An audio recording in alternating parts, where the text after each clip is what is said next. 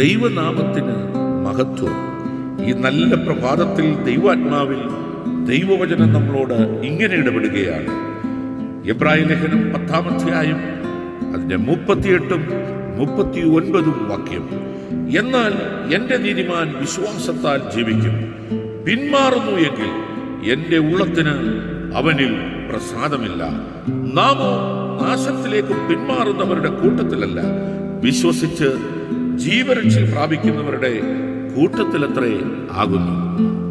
എത്ര സന്തോഷം പ്രദാനം ചെയ്യുന്ന, ആത്മചൈതന്യം പ്രാപിപ്പാൻ തക്കവണ്ണം അനിവാര്യമായ ഒരു ദൈവവചനമാണ് പരിശുദ്ധാത്മാവ് നമ്മുടെ കാതുകളിലേക്ക് ഇന്ന് പകൽക്കാലം പകർന്നു തന്നുകൊണ്ടിരിക്കുന്നത്. അവിടുത്തെ വളരെ വ്യക്തമായ ആ ഭാഷാ ശൈലി ഇങ്ങനെയാണ്: എന്റെ നീതിമാൻ വിശ്വാസത്താൽ ജീവിക്കും. ക്രിസ്തുയേശുവിലുള്ള വിശ്വാസം നമുക്ക് ജീവൻ പകരുന്നതാണ്.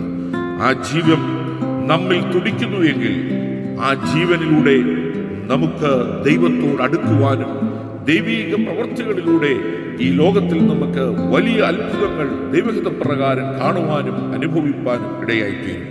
അതിൽ നിന്ന് പിന്മാറുന്നുവെങ്കിൽ ദൈവത്തിന്റെ ഉള്ളത്തിന് പ്രസാദമില്ല എന്ന് ദൈവത്തിന് നമ്മെ ഓർപ്പിക്കുകയാണ്. നമ്മളെ പിന്മാറ്റുന്ന അനവധി സാഹചര്യങ്ങൾ നമ്മെ പിന്തുടരുന്നുവെങ്കിലും പിന്മാറാൻ അനുവദിക്കാതെ നീതിമാൻ വിശ്വാസത്തിൽ ജീവിക്കുന്നു എന്നുള്ള ആ വിശ്വാസത്തിന്റെ ആ വലിയ പ്രമാണത്തെ മുറുകെ പിടിച്ചുകൊണ്ട് കാൽച്ചുവട് മുൻപോട്ട് വെപ്പാൻ ഈ പകൽക്കാലം വലിയവനായ ദൈവം നമ്മെ സഹായിക്കട്ടെ.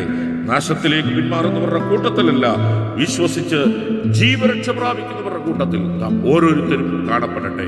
പരിശുദ്ധ പിതാവേ, ജനത്തെ നിന്റെ ദാസൻ അനുഗ്രഹിച്ചു പ്രാർത്ഥിക്കുന്നു. കൃപ കൂടിയിരിക്കണം യേശുവിന്റെ നാമത്തിൽ തന്നെ. ആമേൻ, ആമേൻ, ആമേൻ.